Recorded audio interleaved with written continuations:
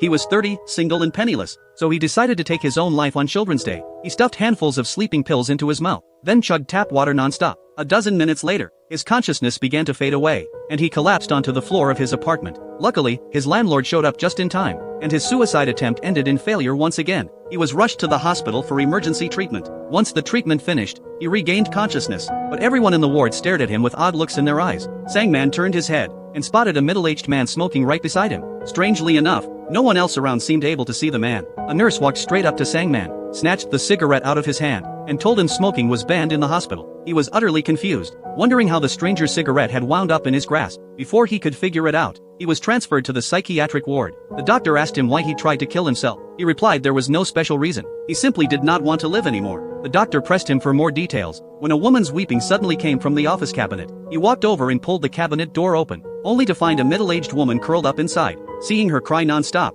Sangman asked the doctor why they'd locked a person in a cabinet. Yet from the doctor's perspective, there was nobody inside the cabinet at all. He was immediately diagnosed with mental illness, then pulled away by the nurses to be admitted for treatment. Late that night, Sangman headed to the restroom, and saw a bizarre old man squatting by the nurse's station. The old man was secretly peeking at a nurse. When he noticed Sangman watching him, his head puffed up like an inflated balloon. Terrified, Sangman spun around and ran, hiding back inside his ward, where he saw all three ghostly figures floating mid-air. The three confessed they were not living humans, and said they planned to borrow Sangman's body from then on. Upon hearing this, Sangman blacked out instantly. When he woke up the next morning, the three ghosts had not left, and there was an extra little boy with them. Just like the day before, none of the doctors or nurses could lay eyes on any of them. At that moment, Sangman finally understood. People who desperately want to die really can see ghosts. A few days later, Sangman was discharged from the hospital, yet the four ghosts followed him without fail. No matter where Sangman went, they stuck to his side every single second. Tormented by the four spirits, Sangman's life grew far more miserable than it had ever been. The old man took control of his body to drink alcohol, knocking back more than 20 bottles in a single day.